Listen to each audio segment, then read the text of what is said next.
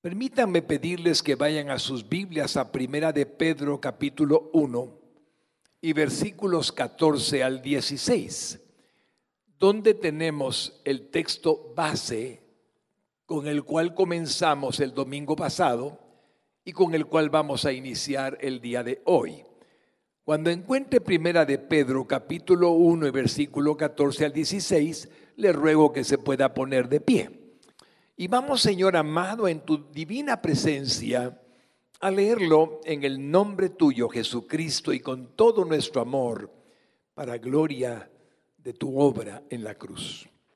Y dice así: como hijos obedientes, no os conforméis a los deseos que antes teníais, estando en vuestra ignorancia, sino como aquel que os llamó es santo, sed también vosotros santos en toda vuestra manera de vivir. Porque escrito está: sed santos, porque yo soy santo.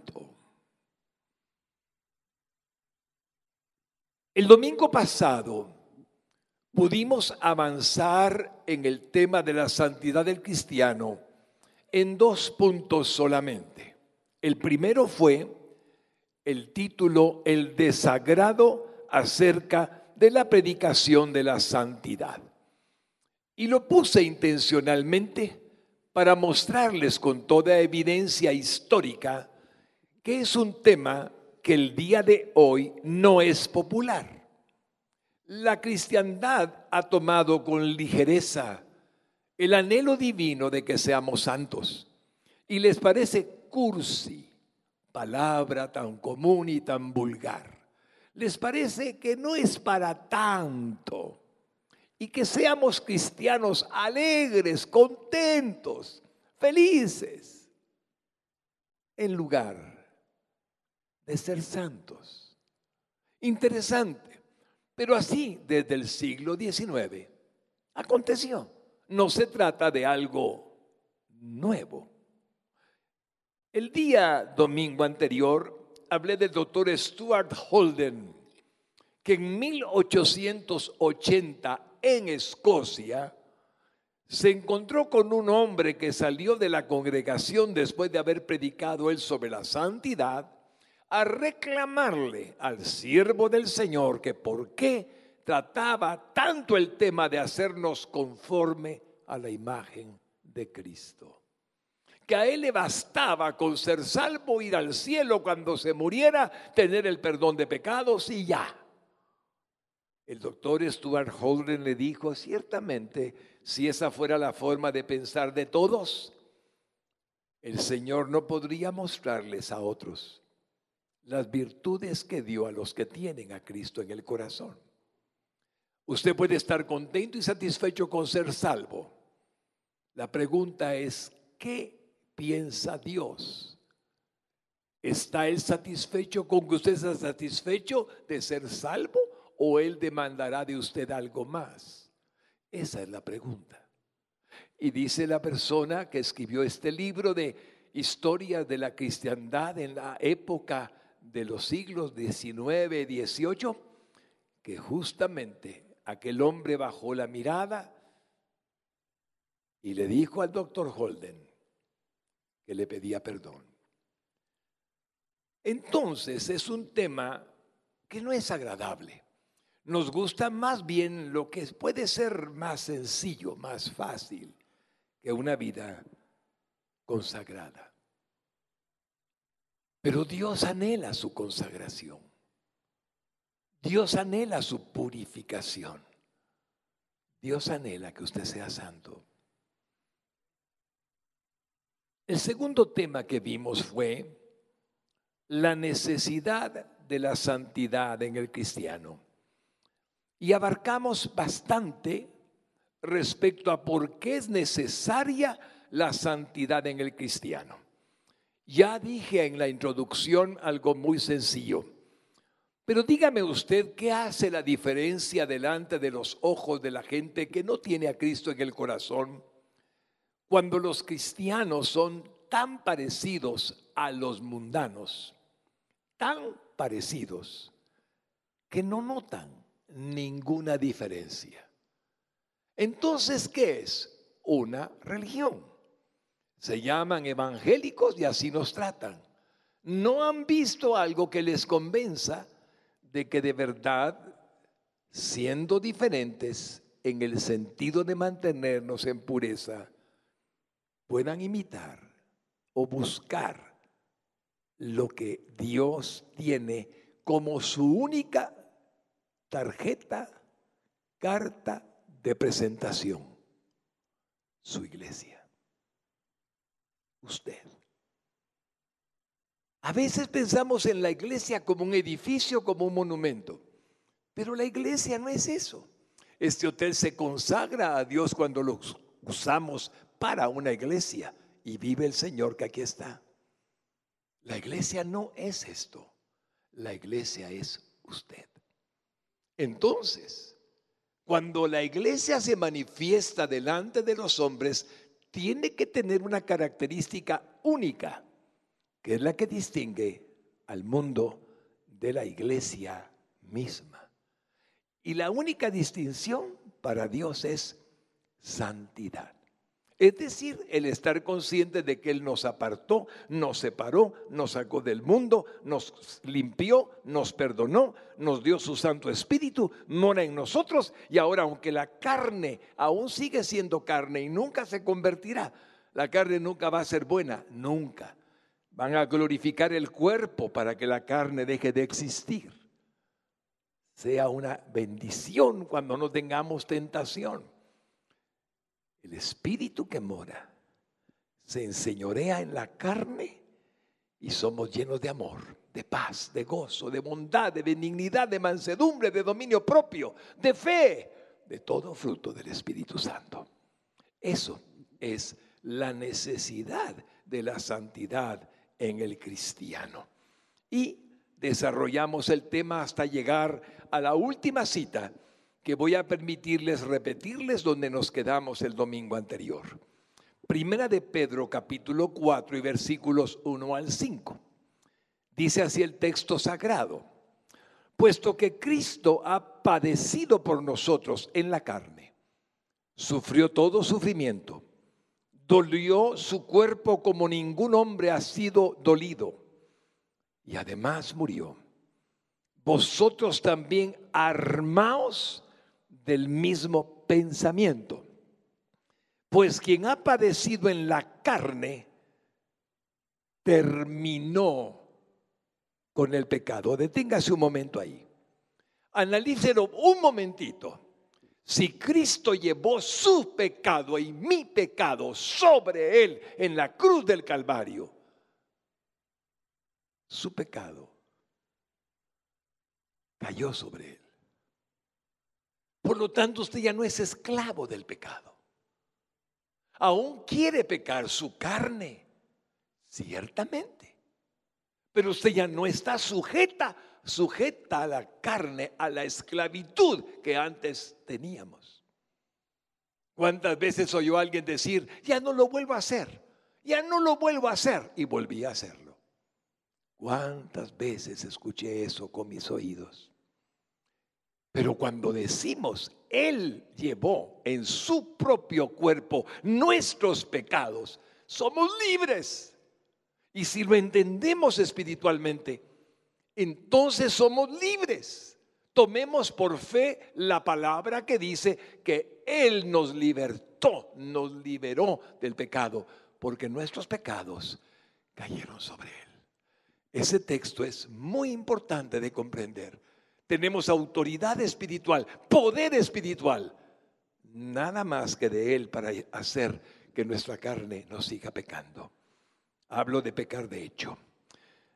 Dice entonces: para no vivir el tiempo que resta en la carne, 40 años de vida más le quedan, 20 años más de vida, 50 años más de vida, para no vivir el tiempo que resta en la carne, mientras que esté su alma en su cuerpo, conforme a las concupiscencias de los hombres, como antes vivíamos. No siga viviendo como antes, así éramos de concupiscentes, sino conforme a la voluntad de Dios. Y la voluntad de Dios es nuestra santificación.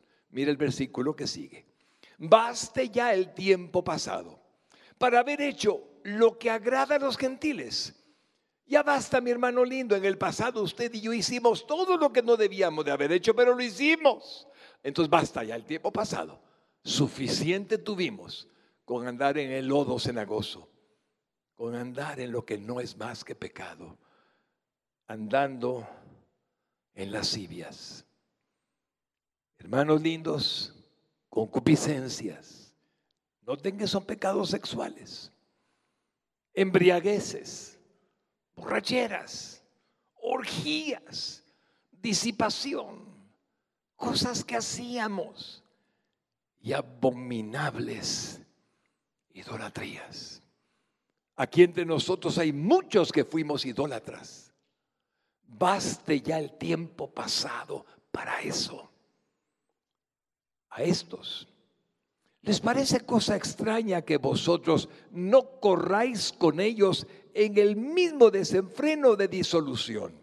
Como antes nos juntábamos a hacer cosas como las que hacíamos, les parece raro que ya no vayamos con ellos a celebrar las cosas que antes hacíamos. Y por lo tanto nos ultrajan, nos tratan de cualquier cosa, usan cualquier palabra, pero ellos darán cuenta al que está preparado para juzgar a los vivos y a los muertos.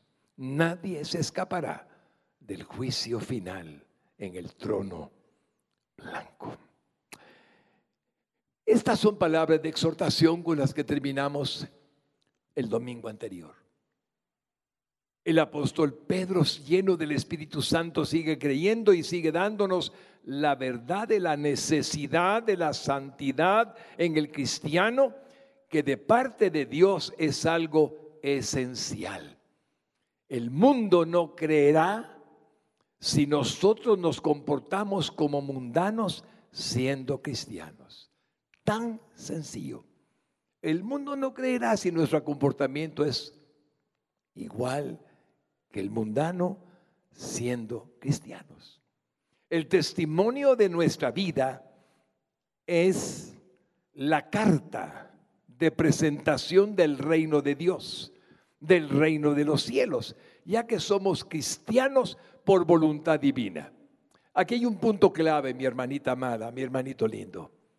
Usted tiene el poder por el Espíritu Santo de ser santo. No se trata de un mérito suyo, se trata del mérito del que está en usted.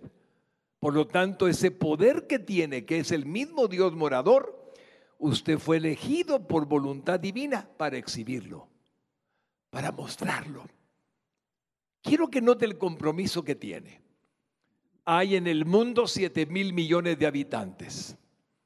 Si los metiéramos en un cubo gigantesco, hablemos de unos 150 kilómetros cuadrados de tamaño.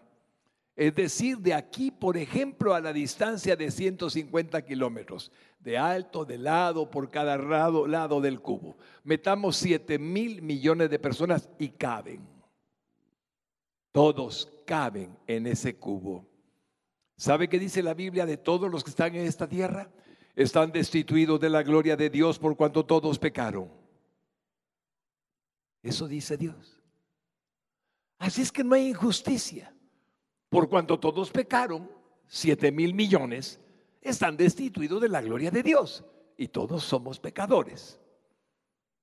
Pero usted, y 2,000 años atrás, y siglos adelante de los 2,000 años, Dios eligió a algunos para que fueran su pueblo. Eligió a algunos para que fueran su iglesia.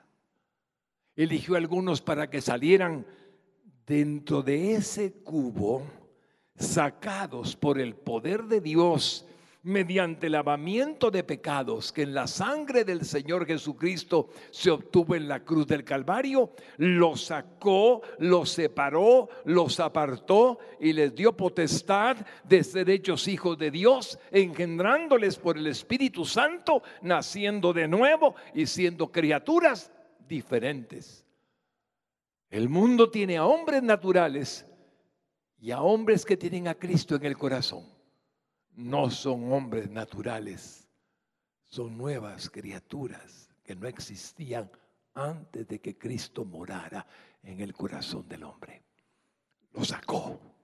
Y este grupito sacado de en medio de esos pecadores se llama la iglesia, el cuerpo de Cristo, y tiene una misión, enseñarle al resto del mundo que hay una forma de vivir que el Señor Jesucristo vino a darnos para bendición de nuestras vidas en la tierra y por la eternidad cuando hayamos muerto. Eso fue el plan. Él lo eligió a usted. Por lo tanto, cuando Dios demanda de la santidad, no se crea el cuento. No, es que no se puede. Es que no, es que el pastor pide mucho que seamos santos. Yo no pido nada. Es Cristo el que lo eligió para que usted fuera santo. Él lo escogió a usted. Jamás un hombre ni una mujer que esté aquí sentado eligió por su propia cuenta: yo quiero ser cristiano, yo quiero ser hijo de Dios, yo quiero tener a Cristo morando dentro de mí. Soy tan listo que se me ocurrió una gran idea. Voy a recibirlo en mi corazón. Ni uno solo de los que están aquí ha recibido a Cristo de esa manera. Ni uno. Les diré cómo lo recibimos. Él nos escogió a nosotros. Él nos escogió a nosotros. Hermanos, qué misericordia. ¿Por qué no seguimos perdidos? Él nos eligió a nosotros. Miren cómo lo dice en Juan 15:16. No me elegisteis vosotros a mí, sino que yo os elegí a vosotros y os he puesto para que vayáis y llevéis fruto y vuestro fruto permanezca, para que todo lo que pidiereis al Padre en mi nombre, Él os lo dé. Qué maravillosa promesa y elección. Él decidió llamarnos, escogernos para dar fruto. Hermano lindo, no para otra cosa, sino para dar fruto. Y que mi fruto, su fruto, permanezca. Dijo Jesucristo: por sus frutos los conoceréis. No puede el árbol malo dar frutos buenos, ni el árbol bueno dar frutos malos. Él lo escogió, Él lo sacó. Por lo tanto, le dio el privilegio de ser hijo de Dios, santo. ¿Podemos valorar semejante privilegio? Y por eso nos corresponde hacer nuestra pequeña parte. Cuando el apóstol Pablo escribió a la iglesia de Corintio en una epístola que no tenemos, pero a la que él hace referencia en su primera epístola a los Corintios, es decir, en la primera epístola a los Corintios descubrimos una epístola que menciona el apóstol Pablo que no tenemos, está perdida, no existe ninguna copia encontrada hasta hoy. Le suplica a los corintios que no permitan que los que aún exhiben su pecaminosidad sean considerados como cristianos, como hermanos. que más bien debían de comprender que ellos eran la negación de las virtudes del cristianismo verdadero.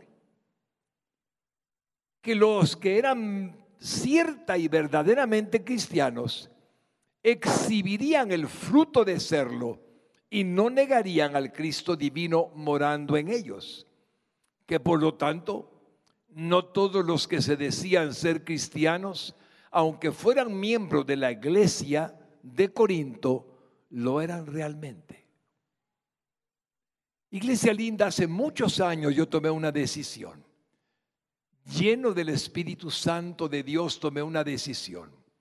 O creo que es cristiano el hombre que practica el pecado, llevando una Biblia bajo el brazo y asistiendo a una iglesia, y creo que es cristiano, o creo que aunque lleve una Biblia bajo el brazo y asista a una iglesia, si sigue pecando y no le pasa nada más, sino que es un pecador practicando el pecado, él no es cristiano. Tomé esa decisión hace muchos años. ¿Saben por qué? Tengo dos opciones. O le creo al que me dice que es cristiano, o le creo al Dios eterno que me dice cómo es un cristiano. Tengo que elegir. No me queda opción. Y la primera vez que me encontré con un hombre en la iglesia hace muchos años, ay, hermanos lindos, ¿qué no hacía este hombre? Y la esposa lloraba, y yo le dije un día a ella, llorando la esposa, y él bien borracho, bien ebrio. Le digo, lo que pasa con su esposo es que no ha nacido de nuevo. Le di una ofensa a mi hermano, terrible. ¿Cómo se atreve, pastor, a decir que mi esposo no ha nacido de nuevo? Perdóneme, mi hermanita linda, pero aquí dice que los borrachos no son parte del reino de los cielos. Aquí lo dice.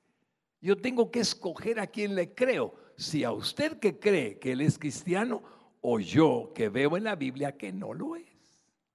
Él se sintió insultado y me dijo, yo me voy de esta iglesia.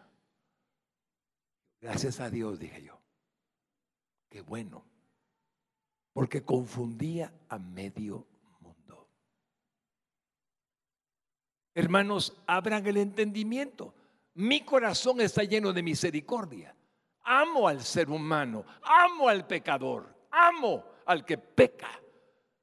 Pero no quiero que él diga que Cristo no es suficiente para cambiar la vida del ser humano. No quiero esa propaganda. No me interesa que vengan a decirme, no, es que yo sí soy cristiano, pastor, pero lo que pasa es que no puedo dejar de pecar. Me niega lo que dice la Escritura. No sois más esclavos de la carne. Él murió en la cruz por vuestros pecados. Ya no tenemos esclavitud de pecado. Tengo que tomar la decisión. Y esa decisión, mi hermano, tiene que tomarla usted. En misericordia y amor. Pero no se deje confundir. Porque hoy día hay cristianos de cristianos de cristianos. ¿Por qué? Porque hemos cometido el error, la gravedad de creer que nosotros podemos ser igual que el mundo, pero salvos. Ay, Señor, ayúdanos. Hermanos lindos, déjenme poner un ejemplo que le he puesto a la iglesia por 23 o 24 años, que lo han escuchado algunos ancianos y pastores que están aquí. ¿Qué ocurre cuando usted toma mucho café? Yo solo tomo café en la mañana, solo en la mañana. Me gustan 2, 3 tazas de café máximo. ¿Qué pasa cuando usted toma mucho café? Le voy a decir qué pasa. Se pone a temblar. El pulso le hace así. Se siente hiperactivo. Si usted me da a mí 3, 4, 5, 6 tazas de café, ay, mi hermano, huya de mí. Estoy nervioso, estoy raro. El café, la cafeína. Les cuento que no puedo dormir si tomo café. No puedo evitarlo. El café hace lo suyo. No lo puedo evitar. Simplemente no es posible de evitarlo. Un segundo ejemplo un poco diferente. ¿Qué pasa cuando el médico le prescribe un sedante, un tranquilizante, un calmante por alguna causa? Ay, hermano lindo, usted no puede evitarlo. Una vez me dijo el doctor cuando me iban a operar de apendicitis, hace muchísimos años. Vaya pues, cuente hasta 10. Y me inyectó Pentotal en la vena. Y comencé yo, 1, 2. A la segunda ya estaba dormido. No puedo evitarlo. Ahora, escúchenme bien. Si esto se manifiesta de manera clara en el cuerpo humano, le hago una pregunta muy humilde. ¿Qué pasa cuando Dios entra a su corazón? ¿No pasa nada?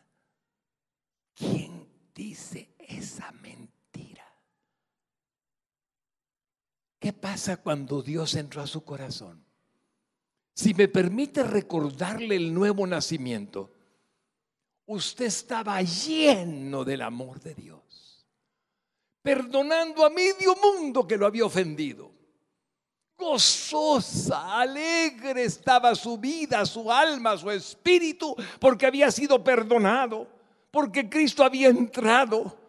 Y las tentaciones que antes tenía y lo dominaban, ya no lo dominaron más. Se cortó la fábrica de hacer pecado, se cerró. Me recuerdo a un hombre enorme, grandote en la iglesia, hace muchos años, que llegó conmigo, me dijo: pastor, yo soy testigo de que Dios cambia. Yo era adicto a la pornografía y Dios en un instante me la quitó. ¿Eso hace Dios? ¿Eso hace Cristo? Eso es lo que Dios produce cuando usted nace de nuevo.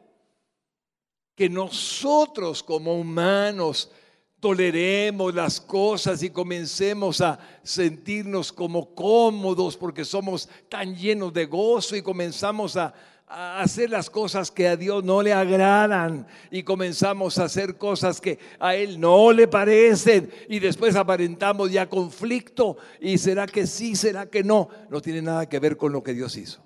Nosotros estamos provocando, por haberle contristado, el contristamiento. Y entonces los cristianos somos tan volubles en lugar de ser fuertes, firmes. Pero no me diga que si yo veo una película de cualquier índole, carnal, materialista, de violencia, de odio, de temor, de terror, me quedo igual. No me diga eso. No me quedo igual. Contristo al que es santo dentro de mí. Porque yo no soy santo, Él es santo en mí y Él me santifica. Lo contristo. ¿Y qué pasa cuando comienzo a contar chistes y me río, ja, ja, ja? Contristo al que está dentro de mí. ¿Y qué pasa cuando voy en el carro y pierdo la paciencia y comienzo a hacer lo que no debo? Contristo al que está dentro de mí. Y después ya no sentimos lo mismo, pero Él está ahí. Solamente esperando algo. Dame tu mente, dame tu corazón, dame tu cuerpo, dame tu alma de nuevo. Quiero manifestar mi gloria. Entonces viene usted y lo invitan a un encuentro, a un retiro. Y en el retiro, ay, de nuevo siente la gloria y sale en santo, santo, de verdad feliz. ¿Qué pasó? Le dio su lugar de nuevo. ¿Y qué pasaría si siempre le diera su lugar? Siempre. Sería tan feliz, tan dichoso.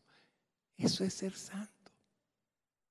Pero hermanos lindos, no menospreciemos eso. Cuando le inviten a algo que usted sabe que no debe de ir, no vaya. Perdóname, no voy. Quede bien con Dios, no quede bien con la gente. Hermanos, ¿cuánto nos afecta? Por eso, ahora le hice la pregunta: ¿qué sucedió cuando entró Cristo Dios, el Espíritu Santo, dentro de usted? Le llenó de amor, de paz, de gozo, de bondad, de benignidad, de todo, y el fruto del Espíritu inundó su ser. Perdonado de sus pecados, salvado de la esclavitud en la que vivía, librado de Satanás, liberado de sus adicciones. Qué obra más maravillosa la que Dios hizo en nosotros. Nos santificó posicionalmente. Fuimos testimonio vivo de la obra milagrosa que nuestro Señor hizo en la cruz del Calvario. Y el Señor desea que sigámoslo siendo siempre. Siempre. Hermoso es ser santos, mi hermano, lindos, apartados para Él. Hermoso, hermoso.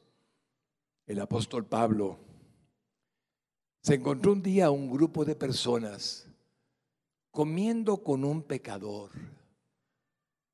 terrible. ¿Saben ustedes qué pecado había cometido este hombre?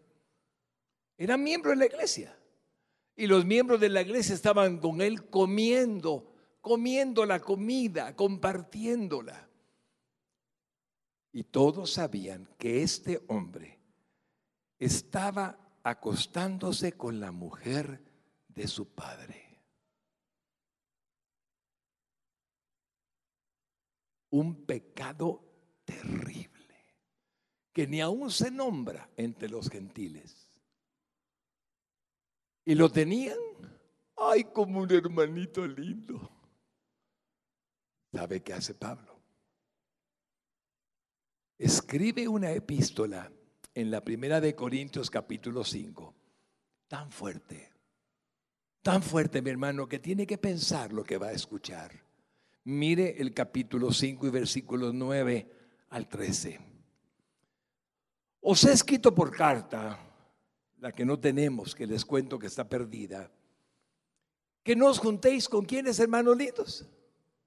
¿Con quiénes? ¿Con quiénes? Con los fornicarios. ¿Y quiénes son los fornicarios, pastor? A ver, atrevámonos a entenderlo. ¿Quiénes son los fornicarios? Los que tienen relaciones sexuales fuera del matrimonio.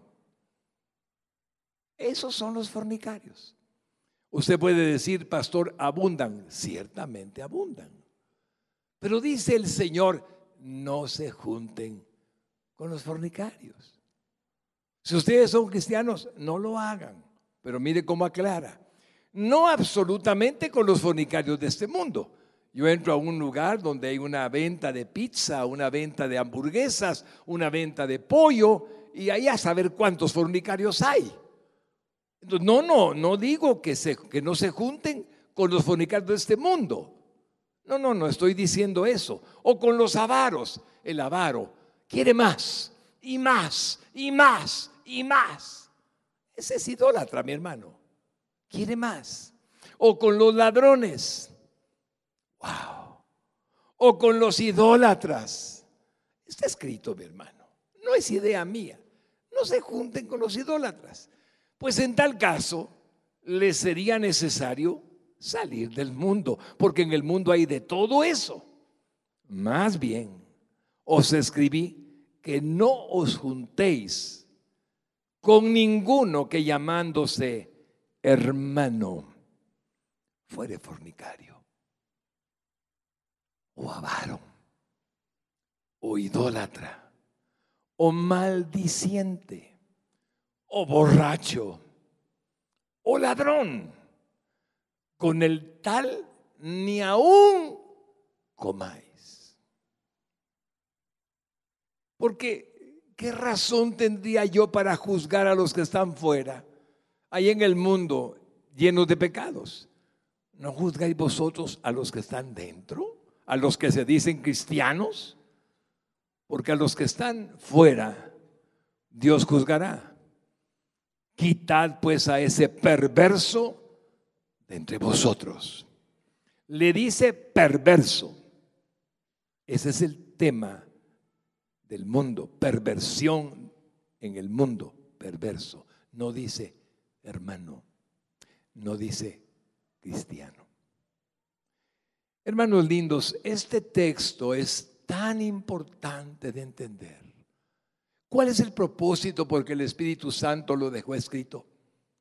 El propósito es exactamente saber discernir entre el que es creyente y el que no lo es.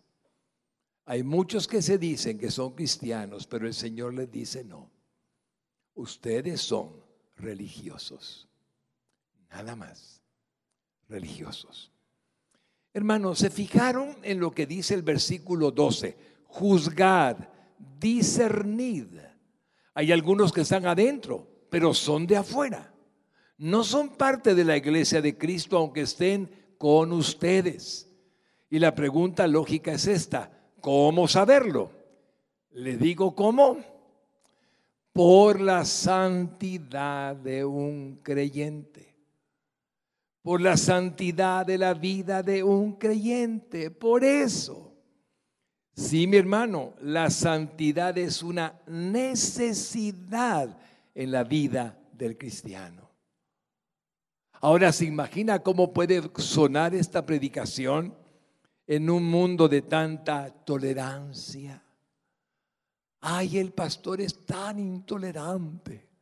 Yo no soy intolerante. Amo al pecador, pero no quiero que se confundan. ¿Puedo cometer pecado? Sí. ¿Usted puede cometer pecado? Sí. Le voy a decir cuándo y cómo ocurre si a usted le toca pecar. Le digo qué pasa, se lo voy a contar. He tenido en mi oficina pastoral durante muchos años, suficientes años, para ver la conducta de un cristiano que peca. La conozco.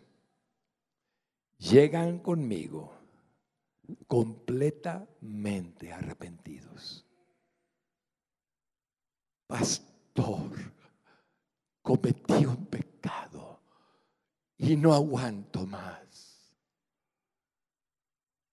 Y con todo amor, el Señor dice: el que se arrepiente de su pecado y se aparta de él, alcanza misericordia. Está escrito en la Biblia. Pero cuando me enfrento con un pecador que no confiesa su pecado a nadie y le digo: quiero decirle que estoy enterado de que usted está pecando con una mujer que no es su esposa. Y me dice: no, pastor, no es cierto. A saber si es cristiano.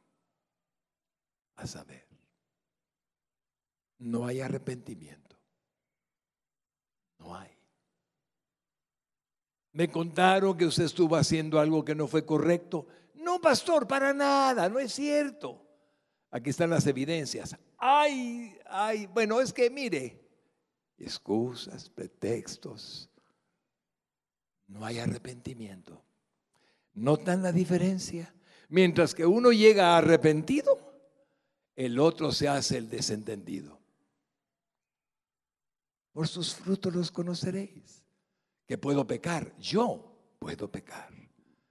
El que crea estar firme, mire que no caiga. Así dice la Escritura. Por eso leo mi Biblia todos los días. Todos los días leo la Biblia. Todos los días estoy leyendo la Escritura. Porque quiero, Señor, guardarme para que tú me guardes. Quiero mostrarles un texto muy importante. Y yo sé que ustedes están en un momento de importancia increíblemente importante para sus vidas. Miren 1 Corintios capítulo 6 y versículos 9 al 11. ¿No sabéis que los injustos no heredarán el reino de Dios? No erréis, no os equivoquéis, ni los fornicarios, ni los idólatras, ni los adúlteros, ni los afeminados. Aquí están los homosexuales, ni los que se echan con varones, ni los ladrones, ni los avaros, ni los borrachos, ni los maldicientes, ni los estafadores heredarán el reino de Dios. Pero miren cuál es la salida. Y esto erais algunos, mas ya habéis sido lavados, ya habéis sido santificados, ya habéis sido justificados en el nombre del Señor Jesús y por el Espíritu de nuestro Dios. Hermanos lindos, todo lo que está en la lista, fuimos de alguna manera, unos con uno, unos con otro, pero ya fuimos lavados, perdonados, santificados, limpiados, ya lo fuimos, ya estamos en Cristo. Ahora tenemos el reino de los cielos. Hermanos lindos, qué fuerte es entender que la santidad es una necesidad.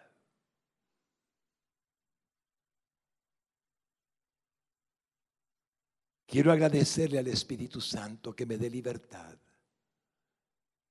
para predicarles la verdad de la santidad y enfrentar cara a cara al pecado.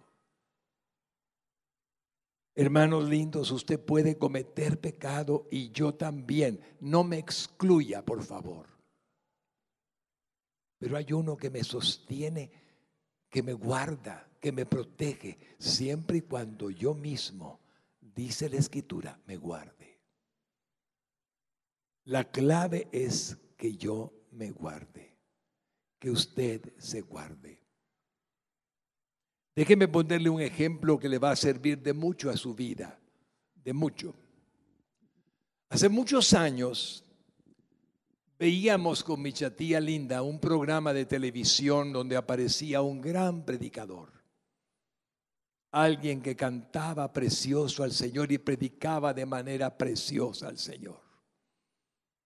Qué manera de predicar, qué manera de cantar. Llorábamos al mirarlo en aquel programa que aparecía los sábados por la tarde en Canal 3 o en el Canal 7. ¡Qué maravilla! Y un día sabemos que él cayó en pecado. ¡Qué duro fue para nosotros! ¡Qué terrible fue para nosotros! Hermanos amados, nos dolió tanto, tanto, tanto. ¿Saben que el presupuesto de este hombre era $1,000,000 al día? Su presupuesto del ministerio eran $365 millones por año. Escuelas, hospitales, iglesias, campañas, medicinas, etcétera. Y cayó. Qué espantoso fue para nosotros. Horrible, pero horrible fue para nosotros. Llegué llorando con el pastor y le dije: hermano bendito, quiero que me des una aclaración. ¿Cómo pudo caer ese hombre tan usado por Dios, lleno del Espíritu Santo? ¿Cómo pudo ser? Y él me dijo: Fernandito, no se guardó a sí mismo. Eso es todo lo que le pasó. Si él se guarda a sí mismo, el maligno no le toca. Pero no se guardó a sí mismo. Y me llevó a un texto impresionante que me liberó. Y entendí que la responsabilidad no era de Jesucristo para que él no pecara, sino su responsabilidad era de él para no pecar, de hecho, a la manera que lo hizo. Sabemos que todo aquel que ha nacido de Dios no practica el pecado, pues aquel que fue engendrado por Dios le guarda y el maligno no le toca. Ese texto que está en Primera de Juan capítulo 5 y versículo 18, para mí fue tan importante y para usted debe de serlo. Sabemos que todo aquel que es nacido de Dios no practica el pecado, pues aquel que fue engendrado por Dios le guarda y el maligno no le toca. Si ha escuchado bien, mi confusión estaba ahí. ¿Por qué el maligno tocó a este varón? ¿Por qué le tocó a este varón si el Señor le guarda? Y el doctor Otoniel Ríos Paredes me dice como pastor: Fernandito, ve a la Biblia 1909. Vea la versión de la Reina Valera 1909. Yo estaba llorando, mis hermanos, yo estaba llorando, mi esposa lloraba también. Y fui a la casita, por eso es bueno tener más de una versión. Agarré la Biblia 1909 y oigan lo que leí. Oigan cómo se aclaró el panorama. Óiganlo. Sabemos que todo aquel que ha nacido de Dios no practica el pecado, pues aquel que fue engendrado por Dios le guarda, y él se guarda a sí mismo, y el maligno no le toca. La clave estaba en la frase: se guarda a sí mismo. A partir de ese día descubrí que podía pecar. Descubrí que cualquier cristiano podía caer. Descubrí que nosotros no podíamos estar asegurándonos más que de una necesidad de mantenernos aferrados a Él. Señor, no nos permitas nada que te ofenda, que te lastime, que te hiera. Ayúdanos a vivir una vida de santidad. Resolvimos el conflicto. Él no se guardó a sí mismo. Y hasta hoy sigue siendo una necesidad que usted y yo nos guardemos a nosotros mismos.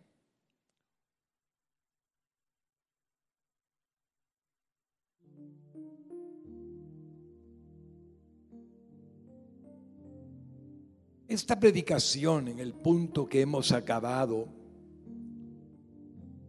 de ver, es muy confrontativa. Si yo me guardo a mí mismo, el maligno no me toca. Pero si yo cometo el error de pensar que soy especial y que le he servido a Dios de alguna manera, como le sirvió este siervo en el pasado, y que tal vez a él no le importa que yo vea algo en la televisión que es sucio, y tal vez no le importa si yo veo a otra persona con doble ánimo, me equivoco. A él sí le importa.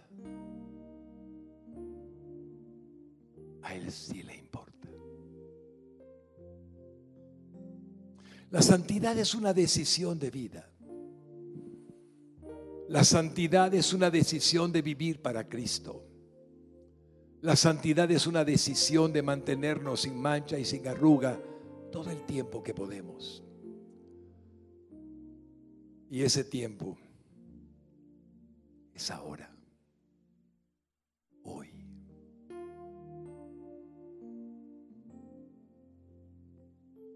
Jamás Dios le ha pedido nada que no tenga la capacidad de hacer. Nunca. Si Él requiere de nosotros santidad de vida, es porque nos ha dado el poder para vivir en santidad. Huya del pecado. Corra. Aléjese. Se disfraza de manera aparentemente agradable, pero su fin es camino de muerte. Hay camino que al hombre le parece bueno, pero no lo es.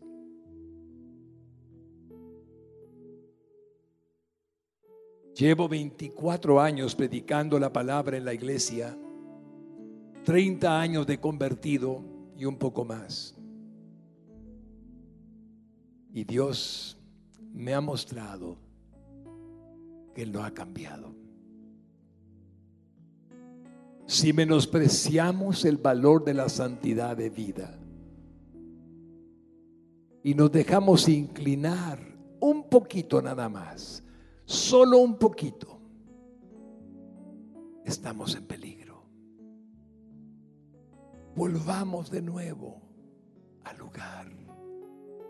Cuando nos hayamos inclinado un poquito más, regresemos pronto a nuestra vida santa. No le permitamos a nuestra carne, al diablo que nos odia, inclinarnos a la carne, al pecado. No se lo permitamos. Regresemos a nuestro lugar. Es con tu espíritu, Señor.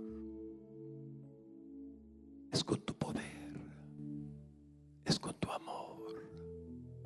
No nos permitas pecar de hecho, aunque todos los días tenemos pecado de pensamiento en nuestro corazón. Póngase de pie, iglesia linda.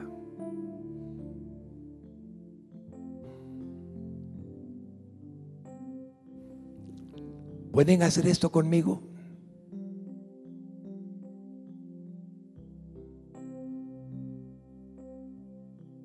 Manténganse un momentito así. Es por tu gracia, es por tu espíritu, es por tu poder que podemos mantenernos firmes. Manténnos firmes. Ayúdanos, Jesús. Ayúdanos, Espíritu Santo. Ayúdanos, Señor, a amar de tal manera lo que somos. Amarte a ti, que nos hiciste ser tus hijos. Que no nos desviemos. Manténnos firmes delante de ti. Y nunca nos confiemos del que crea estar firme. Mire que no caiga. Ayúdanos, Señor. Ayúdanos. Te lo rogamos de todo corazón. Ayúdanos. El nombre precioso de Jesús.